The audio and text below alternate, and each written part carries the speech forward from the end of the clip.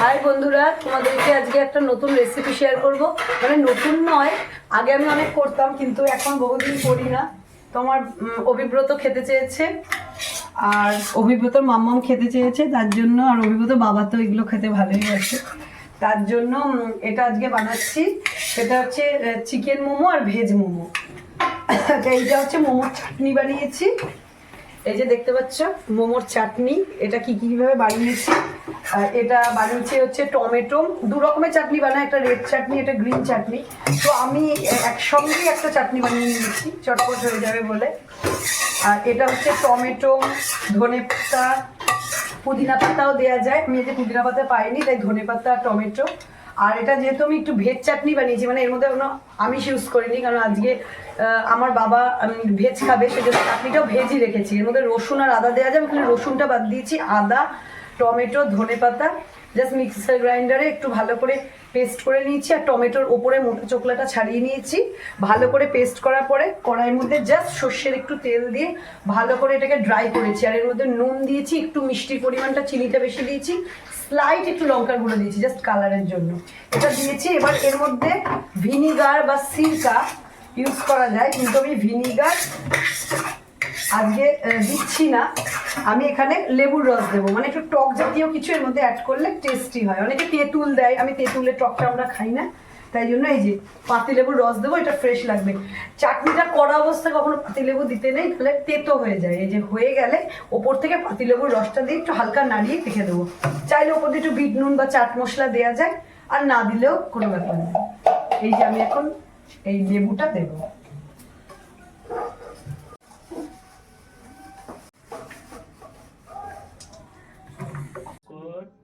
অন্য কথা বলতে থাকবে। এই ফুটো থালেই বানাচ্ছি, কারণ আমরা মোমোদানিতে ওইভাবে অত বড় কিনে রাখি না, সবসময় রেগুলারে যেহেতু বানানো হয় না, সময় সুযোগ হলে কিনবো। তো এই যে এক একটা শেপ বানিয়েছি, যদি এগুলো একটু আগে বানিয়েছি তাই একটু নরম হয়ে গেছে। আমি এখন আরো কয়েকটা বানিয়ে দেখাচ্ছি। আর এই যে এখানেও কটা তিনটে বানিয়েছি, তাড়াতাড়ি হবে। নিচে গরম জলটা একটু গরম হতেই বসালাম, এরপর আরো গরম হবে। আর এই যে এখানে আমি পুর বানিয়ে রেখেছি সব রকম ভেজেস দিয়ে। আজকে আমি এখানে ভিনিগার বা সোয়া সস কিছু ইউজ করিনি, মশলার ওপরে করেছি। পেঁয়াজ, আদা, রসুন, গাজর, বিনস, ক্যাপসিকাম, কড়াইশুঁটি, কাঁচা লঙ্কা, চিকেন সব কিছু দিয়ে একটা যা যা ভেজ আজকে বাড়িতে ছিল সেগুলো দিয়ে বানিয়েছি। তো যখন যার যেটা অ্যাভেলেবেল থাকে, সোয়াবিন দিয়েও বানানো যায়। আর ভেজ মোমো করলে, মানে পেঁয়াজ রসুন দিয়ে করলাম, চিকেন নেই, তাহলে এমনি মটর দিয়েও বানানো যায়, সোয়াবিন দিয়েও বানানো যায়, নানান রকম। এখন তো আলু মোমোও হয়, এমনকি এখন আটা মোমোও হয়। আটা দিয়েও অনেকে যারা হেলথ কনসিয়াস, ময়দাটা অ্যাভয়েড করে, কিডনির সমস্যা থাকে, তারা আটা দিয়েও বানায়, কিন্তু আমরা নর্মালি ময়দাতেই খাই। এই যে দেখো, এরকম ভাবে আগে বেলে নিলাম, এভাবে লুচির মতো শেপে। আর এর ময়দার ডোটা জাস্ট নুন দিয়ে মাখা, ডোটা বেশি শুকনো করতে নেই, খুব টাইট ডো করতে হয়। বেশি শুকনো ড্রো করলে আর একটু হালকা করে যে ময়দা ঢেলে রেখেছি এখানে,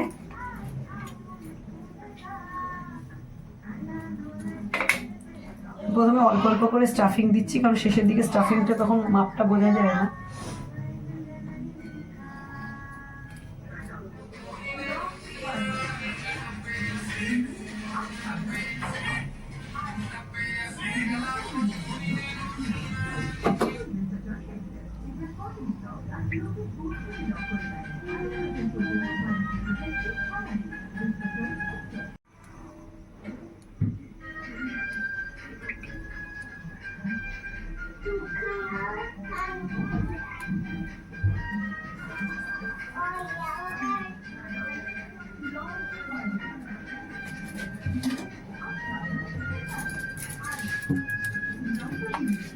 একটু হাতে ময়দা,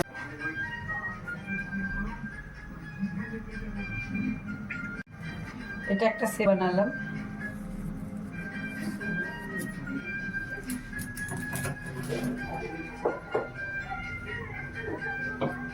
এই যে এটা হচ্ছে আরেকটা সেট। অনেকগুলো রকমের ডিজাইন আমি পারি, এখন রোজ ইউজ টু নই, তো একদম নিখুঁত হবে না, তো তবুও অনেকদিন বানাই না। আগে খুব ঘন ঘন বানাতাম, সেটগুলো হাতে বসেও গেছিল, তো আজকে অনেকদিন পর বানাচ্ছি।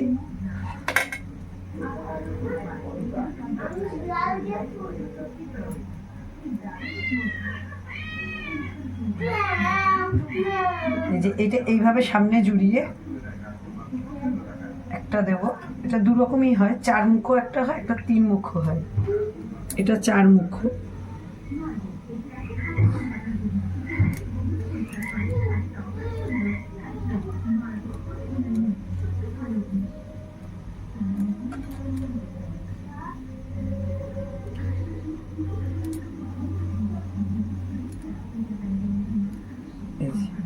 এটা একটা ডিজাইন, ঠিক আছে।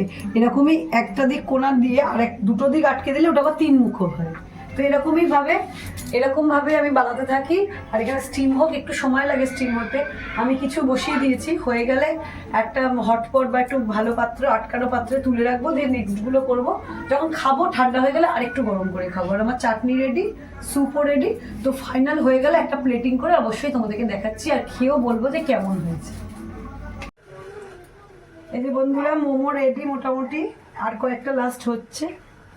এই যে দিয়ে দিচ্ছি, গরম গরম দিয়ে দিচ্ছি। অভিব্রত আর ওর দাদাই খাওয়া হয়ে গেছে। এই যে এখন আমাদের পর্ব একটুখানি। এই যে স্যুপ, এটা স্যুপ বানিয়েছি চিকেন আর ভেজিটেবল দিয়ে। স্যুপের মধ্যে ডিম ফাটিয়ে দেয়, যে আমি ডিমটা দিলাম না। এই যেগুলো মোমোসগুলো, আর এই যে এটা একটা বললাম যে চাটনিটা তোমাদেরকে শেয়ার করেছিলাম, ওই চাটনিটা। এই চাটনিটা খুব ভালো লাগে সঙ্গে খেতে।